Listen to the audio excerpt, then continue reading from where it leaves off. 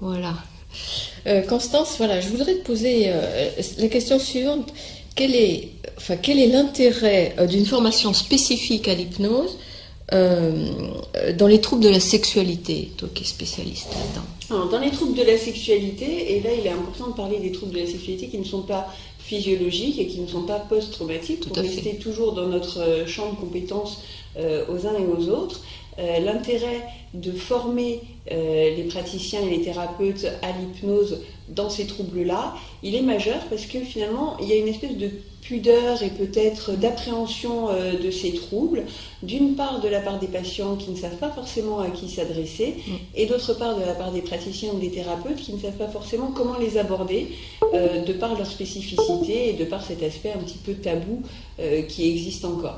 Alors que finalement, il y a des exercices qu'on utilise déjà et qu'on connaît et qu'on peut apprendre à adapter à la situation spécifique de la sexualité et puis en apprendre des nouveaux au cours d'exercices qui, eux, ne vont pas être basés sur la sexualité mais qui pourront être de manière métaphorique, imaginaire, imagée en tout cas, adaptés ensuite auprès de nos patients.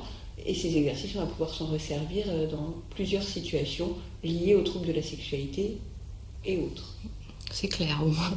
Et toi qui es spécialiste de neurosciences, où en est la recherche dans la connaissance de ces troubles? Est-ce qu'on a des choses un peu récentes? Parce que c'est un peu, me semble-t-il, des choses anciennes qu'on a jusqu'à présent. Oui, il y a des publications, la plupart des publications, elles ont commencé dans les années 70 et elles sont étalées sur les années 70-80, avec quelques publications plus récentes dans les années 90, mais qui restent quand même relativement anciennes quand on parle de recherche scientifique.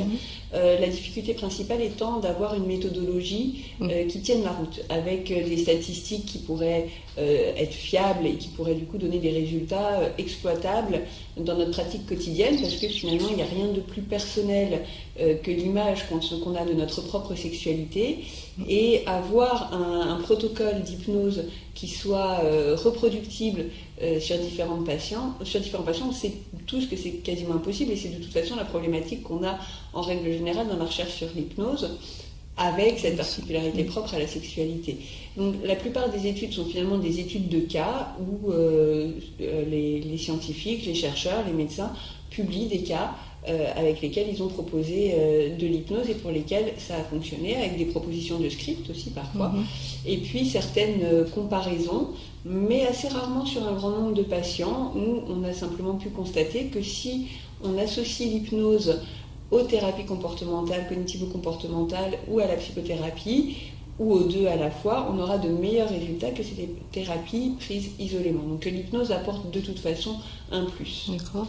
Donc si je comprends bien, c'est une association, comme pour la sexualité. Ça. Exactement, c'est un ensemble qui fonctionne mieux à plusieurs. D'accord. Et puis au niveau donc de la recherche, tout est ouvert. Tout est ouvert, tout est à faire. Et tout est à inventer. Ouais, comme pour l'hypnose aussi. Exactement. Merci beaucoup.